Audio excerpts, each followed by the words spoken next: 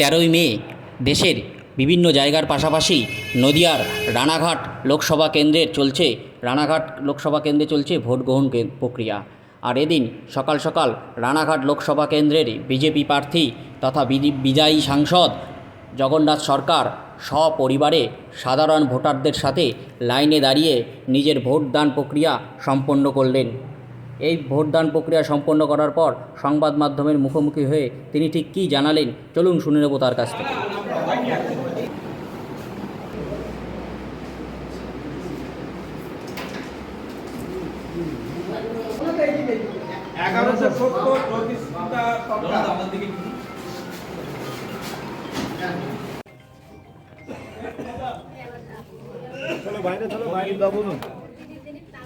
হ্যাঁ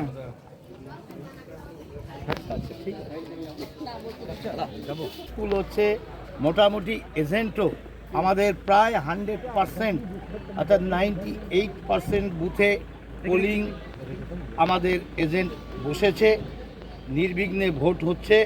তাই আমি নিশ্চিত বলতে পারি যে সারা ভারতবর্ষে যেমন মোদী সরকার 400 পার, এখানেও রানাঘাট লোকসভা 4 লাখ পার হচ্ছেই একদম। আপনি যে বুথে দাঁড়িয়ে আছেন এখানে 1081 জন ভোটার এখনো পর্যন্ত 45 জন ভোট দিয়েছে।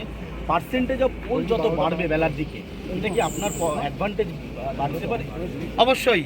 এখানে যেহেতু মহল ভারতীয় জনতা পার্টির পক্ষে, তৃণমূলের বিপক্ষে, দুর্নীতির বিপক্ষে, চুরি করার বিপক্ষে, কেন্দ্রীয় প্রকল্প মেরে খাওয়ার বিপক্ষে, তাই জনতা বিকশিত ভারতের পক্ষে, মোদিজির পক্ষে।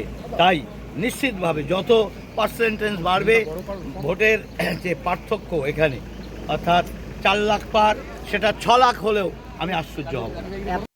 হ্যাঁ, অনেক রিপোর্ট আমি করেছি, যেগুলো কিছু কিছু সমস্যাবহুল এলাকা, জ্যাম এবং লোকজন নিয়ে জড়ো হচ্ছিল, বিশেষ করে কিছু নামি দামি ক্রিমিনাল, তাদের বিরুদ্ধে লিখিত অভিযোগ অনেক আগেই আমি করেছিলাম। কালকেও তাদের বিরুদ্ধে অ্যারেস্ট হয়নি বলে আমি যখন সমস্যার প্রস্তুতি নিচ্ছিল তার আমি রিপোর্ট করেছি এবং সেটা কার্যকরী হয়েছে, দেরিতে হলেও। সকাল থেকে এখনো পর্যন্ত ভোট কেমন চলছে?